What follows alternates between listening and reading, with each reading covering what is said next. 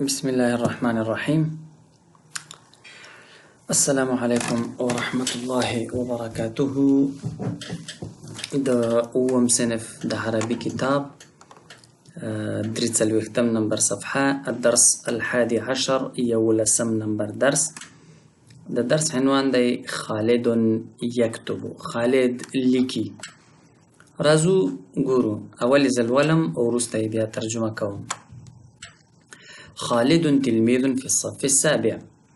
يتعلم خالد القراءة والكتابة بالعربية. خالد يكتب بخط جميل. الصلاة عماد الدين. النظافة شطر الإيمان. الصدق صفة حميدة. خالد يتحدث باللغة العربية.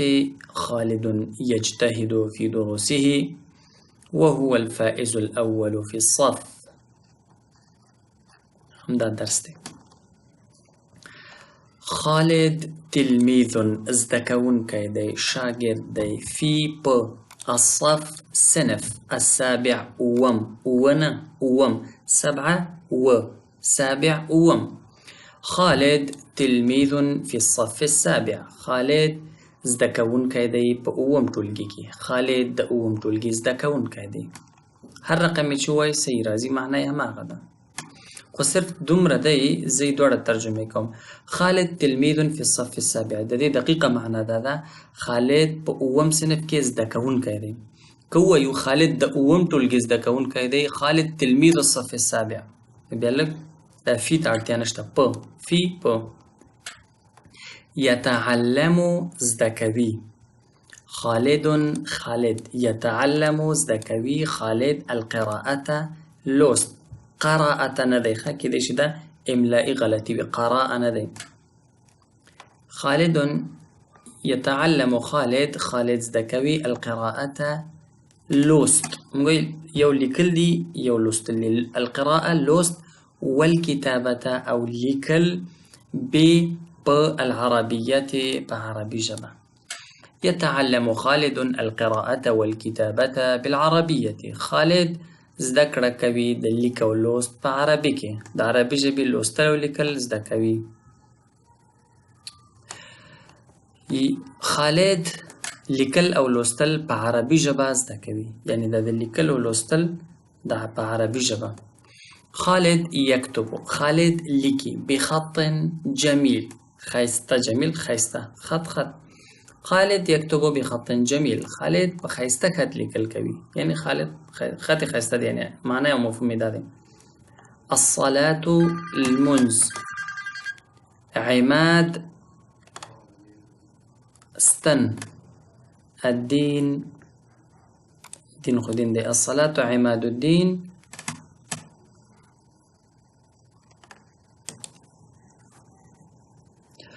الصلاة عماد الدين. المنز د دین ستنه ده. ته چې لیکلي المنز د دین ستنه ده.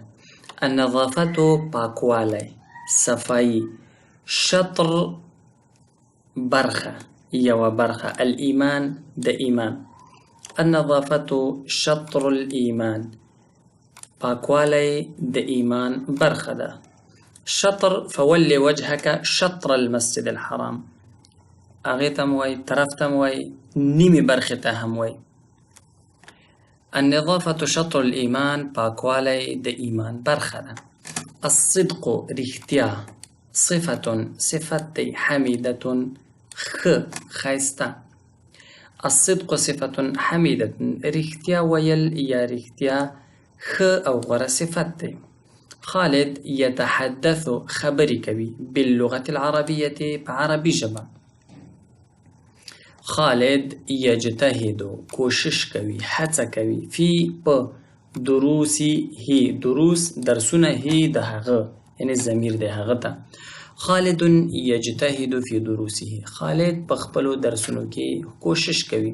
وهو او هغه الفائز کامیاب. الاول لومړی. فی په الصف صنف کې. وهو الفائز الاول في الصف. او هغه په لومړی درجه کامیاب دی په خپل صنف کې. یا په لنډ ډول پښتو کې د هغې لپاره اصطلاح لرو د خپل صنف اول نمره ده، یعنی په خپل صنف کې اول نمره دی. 44 نمبر صفحې ته انتقالیږو. تمرینات دي. التدريب الأول: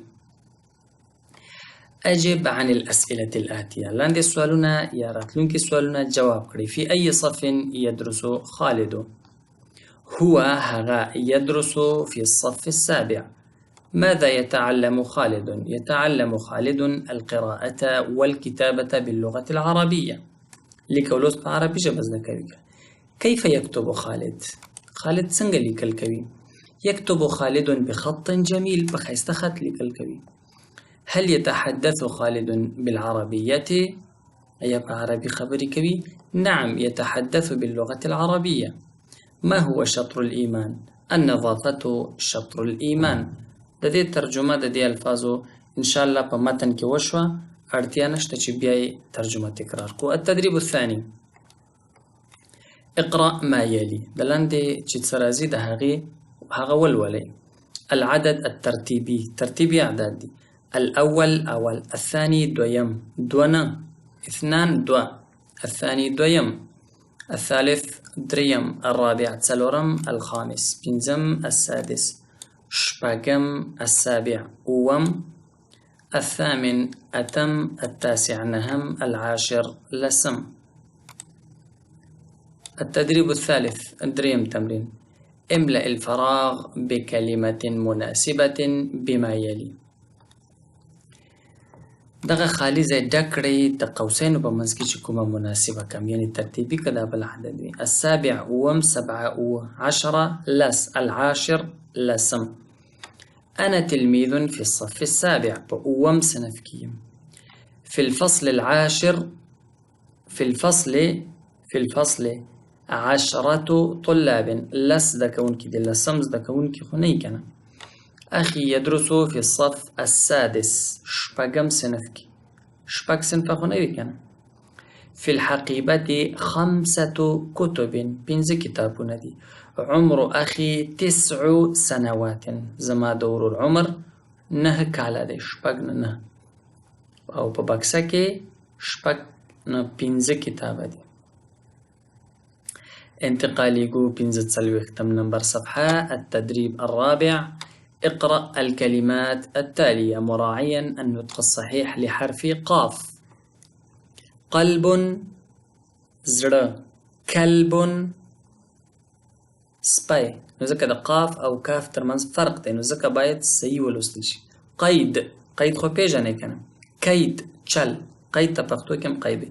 باقی پښتو کې هم باقی وي، دا لکه دومره باقی شو یعنی پاتې شو. باقی ژړېدونکی.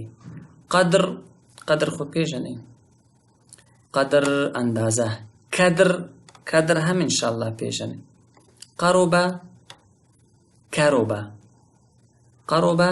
نږدې شو. قربه معنی بدلیږي. قاده کاده. بقیه یا بکه. قل کل معنی بالکل بدلیږي. اخرو ووایه کنه. نو دلته دغه ټول هدف په دې حرف کې دی. که چیرته موږ دغه د قاف حرف صحیح تلفظ نکو نو بل څه ترې جوړیږي. همداشان په ټولو کې قاف او کاف. دا تاسو کولی شئ ځان سره پریکټس کړئ. خو تاسو که داسې مو کلب تاسو ته به داسې ښکاري چې صحیح مو ولوستم. د دې لپاره د پریکټس ښه خبره دا ده چې یو کس کېنوي او هغه ته ووایي چې ته ګوره واوره چې زه دا وایم او دا وایم، فرق کوي که نه کوي. که فرق یې کو نو بیا صحیح ده، که بل درته ویل چې فرق نه کوي نو صحیح نه وایي. 5م تمرین: اجري الحوار مع زميلك مستعينا بما يلي.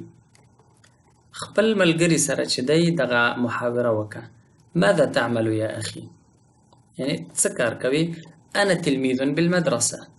في أي صف أنت؟ أنا في الصف الأول المتوسط. ماذا تكتب؟ تسليكي أكتب الواجب. كوراني دندلك. هل تتحدث بالعربية؟ نعم أتحدث بالعربية جيدا. يعني خبركم بعربي. أين تعلمت اللغة العربية؟ چیرته دې زده کړه؟ تعلمتها في المدرسة. په ښوونځي کې مې زده کړه. همداشان دا د سوالونو یو څو قسمونه دي. تاسو کولی شئ نور سوالونه را جوړ کړئ. لکه هل تعلمت القراءة والكتابة؟ أي لیکلو زده کړ؟ نعم تعلمت القراءة والكتابة. هل تكتب بخط جميل؟ أي په ښایسته خط لیکل کوي؟ نعم أكتب بخط جميل. داسې یو څو سوالونه تاسې هم را جوړ کړئ. التدريب السادس: ضع الكلمات الآتية في القائمة التي تناسبها كما يلي فيما يلي كما في المثال. غټه موضوع ده. الف لام الشمسية، الف لام القمرية. ګورئ السبورة دلته چې دی الف لوستل کېږي، لام نه لوستل کېږي، دلته لام لوستل کېږي. السبورة العربية. هر هغه لام چې نه لوستل کېږي هغه څه دی؟ هغه ته الشمسي وایي، ځکه په الشمس کې الف لام نه لوستل کېږي او په القمر کې لام لوستل کېږي. نو ټولو هغه کلماتو کې چې السبوره لوستل کېږي او په ټولو هغه کلماتو کې چې لام نه لوستل کېږي هغې ته الشمسیه وایو. ټول هغه کلماتو کې یا اسماءو کې یا نومونو کې چې لام لوستل کېږي هغې ته القمریه وایو. لکه العربیتو د قمري دی ځکه چې لام لوستل کېږي. السبوره دلته لام نه لوستل کېږي نو دا شمسي دی. قاعده څه ده؟ اول خو دا دی چې انشاءالله ټول به په دې پوهېږئ چې کوم یو کې دلته لوستل کېږي القراءة. التلمیذ نه دی، التلمیذ دی. اوله خبره خو دا ده چې د دې خاصیت دا دی چې انشاءالله خپله به پوهېږئ چې چېرته لوستل کېږي او چېرته نه لوستل کېږي. دوهمه خبره ده قاعده هم لري، حروف شمسي او حروف قمري لري. دا موږ سره الحروف الشمسیه دي. یعنی که چېرته د الف او لام نه وروسته تا، ث، دال، ذال، را، زا، سین، شین، صاد، ضاد، طا، ظا، لام، نون. که چېرته دا راغلل نو مطلب لام نه لوستل کېږي او الحروف القمریه دا دي. که چېرته دا د الف لام نه وروسته راغلل لام لوستل کېږي. مثلا تا التلمیذ نه لوستل کېږي. الثواب، الثوب، الثمر لام نه لوستل کېږي. الدلاله په څه شي وایي دلالت کوي که نه؟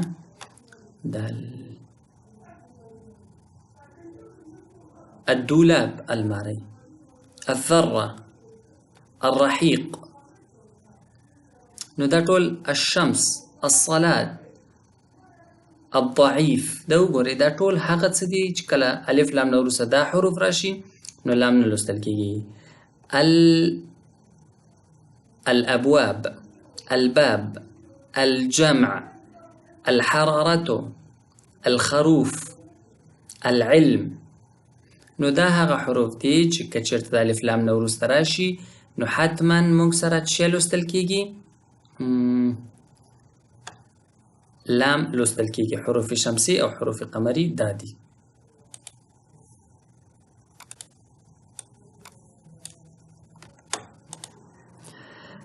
نو شمسي او قمري حروف مو پیژندل. نو اوس دې کې تاسې خپله را پیدا کړئ. شمسي به پکې زه را پیدا کړم. السبوره شمسي، التلميذ شمسي، الصف شمسي، النظافة شمسي،